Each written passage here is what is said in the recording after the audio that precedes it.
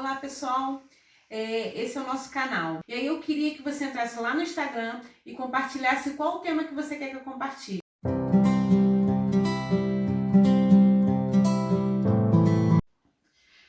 Em 98 eu descobri que tinha HIV.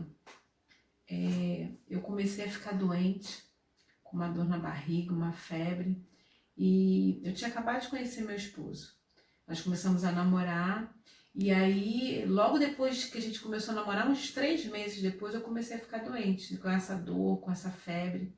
E como eu não tinha plano de saúde, meu irmão trabalhava lá na Barra, conheceu o diretor do Hospital da Posse, ele deu um encaminhamento para eu começar um tratamento no setor de ginecologia. E aí começou a minha saga.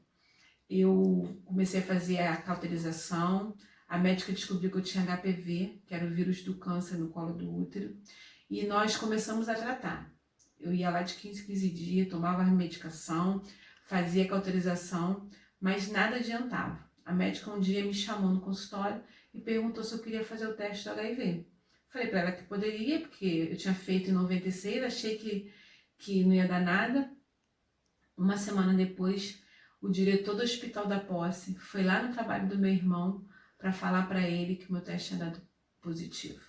Meu irmão chegou em casa desesperado com aquela notícia, contamos para minha irmã, e ali ele falou para mim que eu precisava fazer a segunda amostra. Eu voltei ao Hospital da Posse, fiz a segunda amostra, e quando faltava um dia para eu buscar o resultado, eu tive que conversar com o Manuel, contar para ele o que estava acontecendo. Contei para ele que no dia seguinte eu iria buscar o resultado do HIV. O Manuel falou que não teria problema nenhum naquela situação. Eu fui para o Hospital da Posse no dia seguinte, meus irmãos me encontraram lá, mas para minha surpresa, quando eu saí do laboratório, o Manuel estava lá me esperando. Foi um desespero. A gente choramos juntos, sem saber o que fazer, porque na verdade quando tu recebe um resultado HIV positivo, parece que você recebe um atestado de óbito, uma sentença de morte. E ali começamos o tratamento no DST, dentro do Hospital da Posse. Os médicos pediram outros exames, carga viral, CD4, e lá nós começamos ao tratamento. Eu já tinha carga viral altíssima, a imunidade muito baixa, tivemos que entrar com coquetel. Naquela época eu tomava 17 comprimidos. 4 deles era do tamanho de um sorrisal, que tinha que socar e tomar aquele remédio. Tinha muitos efeitos colaterais. Eu desmaiava, tonteira, diarreia, tinha alucinações, e depois também vieram as doenças oportunistas. Eu tive internada muitas vezes por vários motivos. Fiquei internada por infecção estomacal, infecção intestinal, fiquei internada muitas vezes por conta da sinusite e uma suspeita de meningite.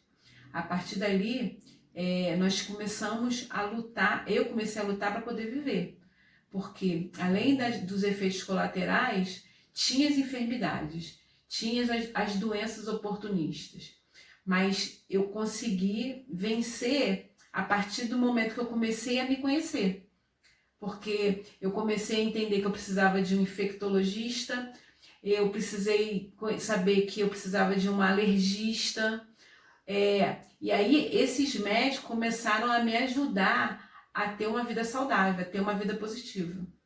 Então, a partir dali, fiquei anos sem saber o que fazer com a sinusite. A partir do momento que eu encontrei uma alergista, ela mudou minha história, porque começou a tratar coisa que eu não sabia que tinha. Hoje, eu tenho 17 anos que eu não fico internada, a partir dessa alergista. O meu infectologista cuida de mim desde essa época. Há 22 anos é o mesmo infectologista. Então, assim, vou regularmente no médico, faço os exames, me cuido. Você pode também ter uma vida positiva.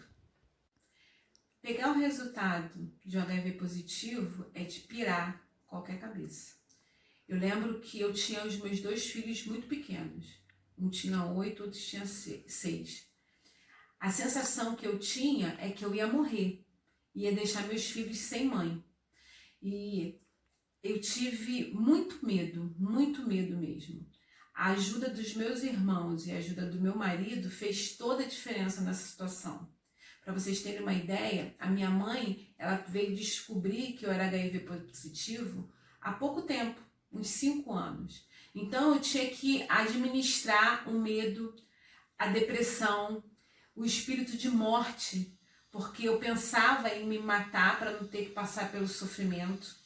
Eu tinha crises de pânico, e só depois que a gente vai descobrir o que era, né? Porque você passa mal, mas não sabe por quê.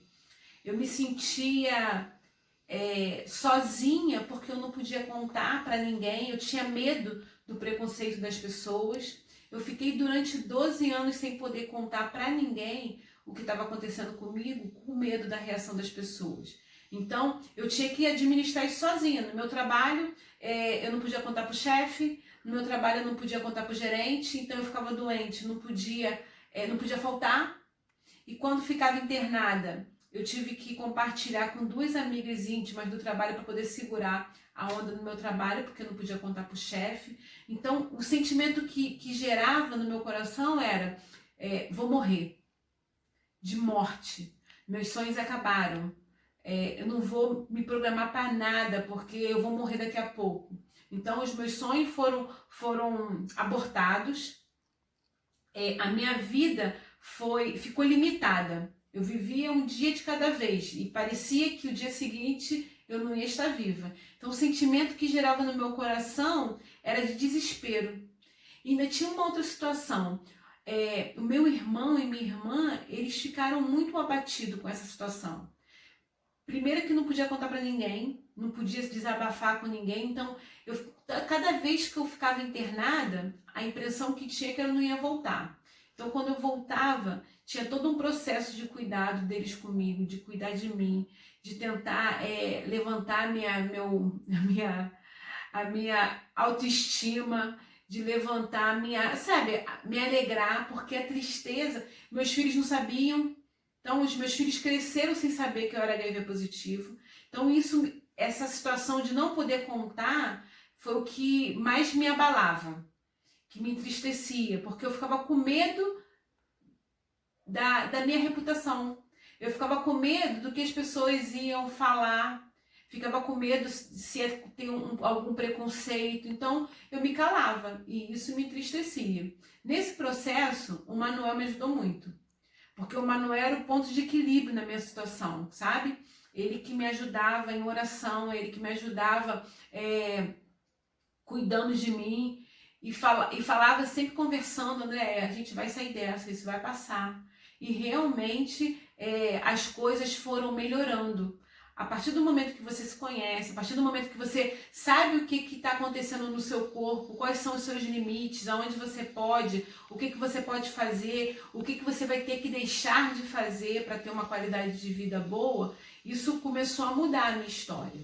Semana que vem nós teremos outro tema. Eu pensei, peguei o resultado, atestado de óbito ou certidão de nascimento?